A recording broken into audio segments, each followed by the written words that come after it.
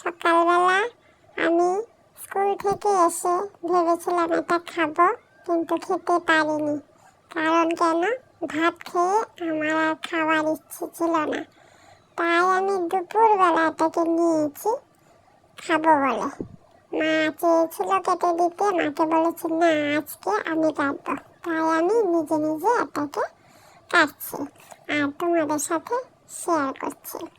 তো এই ফলটার নাম হলো ড্রাগন ফল।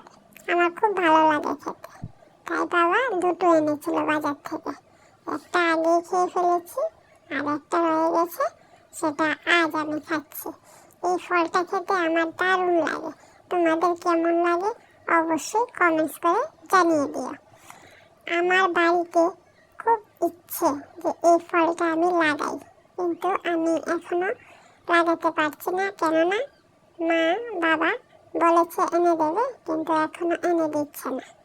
তো আমি চাই তোমরা অবশ্যই কমেন্টসে বলে দাও যেন এই গাছটা আমাকে এনে দেয়, কারণ এই ফলটা খেতে আমি খুব ভালোবাসি। এই ফলটা খাওয়ার জন্য আমি সবসময় বায়না করে থাকি।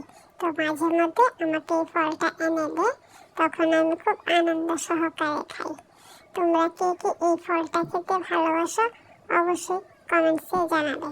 আমি কিন্তু কমেন্টসের দিকে তাকিয়ে থাকবো যে তোমরা কারা কারা আমাকে কমেন্টস করেছো। এই ব্লগটা আমি মাকে বলেছি যে আমি এই ব্লগটা বানাবো, কারণ এই ফলটা খেতে আমার দারুণ লাগে। এই ফলটা আমি কাটবো, আমি খাবো এবং সবাইকে দেখাবো।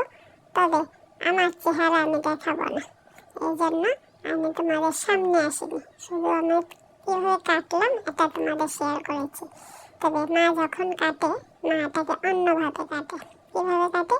খোসাটা ছাড়িয়ে নেয়, উপর থেকে খোসাটা সুন্দর করে ছাড়িয়ে নিয়ে গোল বলের মতো হয়ে থাকে, কিন্তু আমি এটাকে নতুন সিস্টেমে কাটলাম। তো তোমাদের কেমন লাগলো আমার এই ছোট্ট একটা ব্লগ অবশ্যই কমেন্টসে জানাবে। আমি কিন্তু তাকিয়ে থাকবো কমেন্টসের দিকে। আর তোমাদের যদি ভালো লাগে অবশ্যই তোমরা আমার এই মায়ের চ্যানেলটাকে সাবস্ক্রাইব করে সবসময় পাশে থাকবে আর একটু সহযোগিতা করবে। তো ঠিক আছে, আমি আজকে এখানে রেখে দিচ্ছি। সবাইকে আমার প্রণাম ও ভালোবাসা জানাচ্ছি। তোমাদের সাথে আবার আসবো। আমি কিন্তু খুব ভালো ড্রয়িং করতে পারি, আমি মোটামুটি গান করতে পারি। আমি তোমাদেরকে শোনাবো যদি তোমরা সবাই কমেন্টস করো। টাটা।